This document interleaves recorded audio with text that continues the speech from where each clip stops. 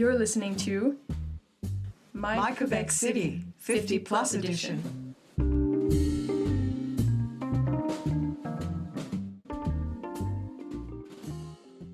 Hello, this is Michelle from the St. Pat's Leadership Profile. I was given this wonderful opportunity to interview Meb for my Quebec City podcast. Morning. Good morning, Michelle. Do you want to start off by introducing yourself? Hi, I'm Meb, which is Mary Ellen Bacon, and I've been known as Meb ever since I was in grade 6. I am a Quebecer, born and bred, but from the West Island of Montreal. I moved to Quebec City when I was married, just after I had finished my final exams for my master's degree, and I've lived in Quebec City ever since. You mentioned your interest for languages and traveling. What is your first language and what other languages do you know?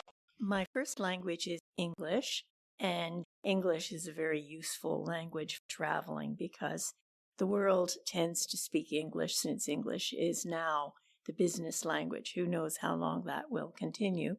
But at present, I feel very fortunate that I have English. I have French also, and everywhere I have gone in the world, I have been able to manage pretty well with English and French. How important is English heritage to you? English heritage is very important to me because the English-speaking population has been part of Quebec's history and experience for a long time, since 1759. And there have been people who have lived in Quebec and contributed to its culture and its economy for many years. I don't think that that should be forgotten or eliminated. I think that there is great sense of community in Quebec City and in other parts of Quebec as well, which ordinary people foster. I think it's very unfortunate when, from government policy, that this is interfered with, because people should try to get along with each other and recognize the gifts of each other. I think that it would be a great penalty to Quebec as a whole if there were an effort to remove that. So I see you're a person with a lot of passion, and I wanted to circle back to passion for traveling and languages. Would you say that you felt it was important to share this passion with others? Yes, I would. I find that travel and meeting other people from other cultures, learning about the way other people think and what is important to other people, their priorities, their concerns, really broadens one's own horizons. And by traveling oneself and interacting with other people in their own countries, it familiarizes them with one's own culture. And so I think one traveling always has to be very aware that one is an ambassador for one's own way of life and one's own point of view, and be aware of the need for respect and for communication and for international well-being. Would you say there's any specific trip you had that affected your point of view on whatever you were living through? The world is so full of a number of wonderful things. I loved India, for example, and I've been to India twice. It's so exciting to be in a country that feels it's on the brink of being a contributing factor, and yet seeing women in saris riding on the backs of motorcycles and looking curiously up at tourist buses, not enviously in any way, but with curiosity.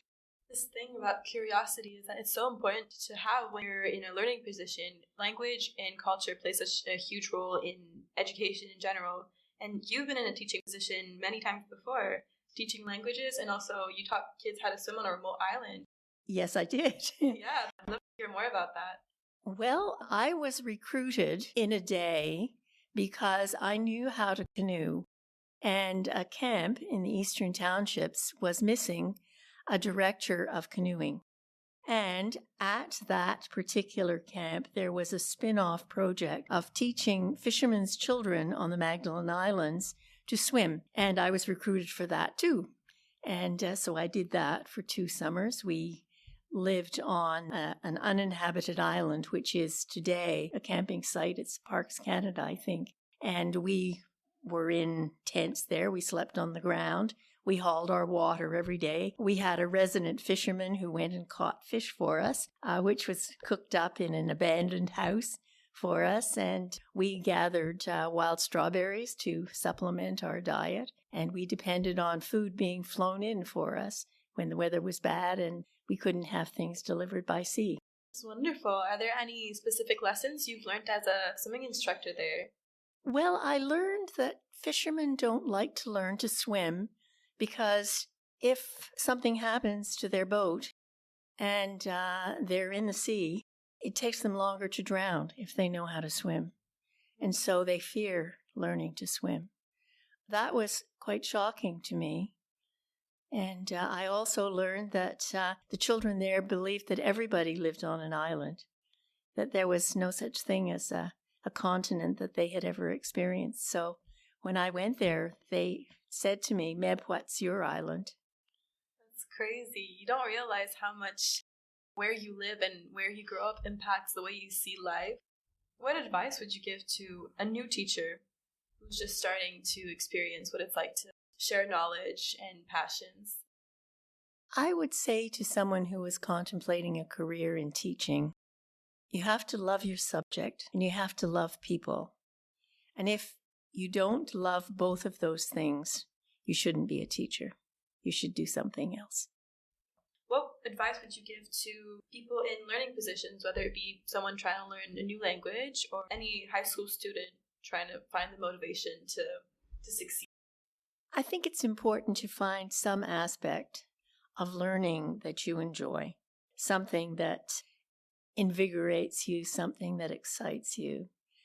And that may be a little bit difficult to do, but developing an interest in something is, I think, very important in learning anything. And trying to have patience, trying to stick to things, trying not to give up right away. People who are having difficulty learning need help. And I think that it's important to be able to accept help. If people try to help you, try to meet them halfway. Try to let yourself be helped.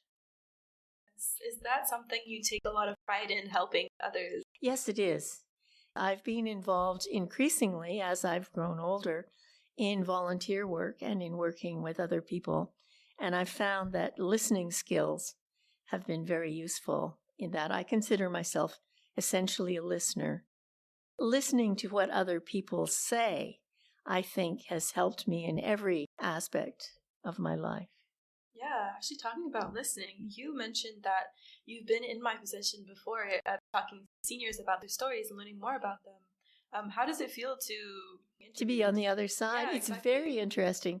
And as a matter of fact, I was very excited by the prospect of this project because I thought, well, now I will see how the people that I interviewed feel and what it is to have one's own experience and mind examined.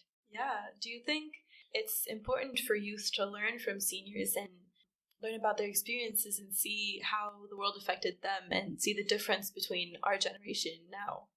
Yes, I do, but I think it's very important for seniors too to keep in touch with young people and to see where we're trending, how things are developing, and perhaps what's being repeated and what is new and what is not. I love that you're interested in knowing other people's stories. I am too. And honestly, this whole podcast experience I just had was absolutely amazing. So thank you so much. I'd like to close this off with a quote if you want, or something you want people to know and to learn. Go ahead. Stage is yours. Well, I think the one about the bird. No bird flies too high if it does so on its own wings. What does that mean to you? It means to aspire, to achieve things, but to achieve them yourself with your own force and with your own power and with your own spirit. You represent that quote so well. It was an absolute honor to interview you. Thank you, Michelle. It's been a pleasure.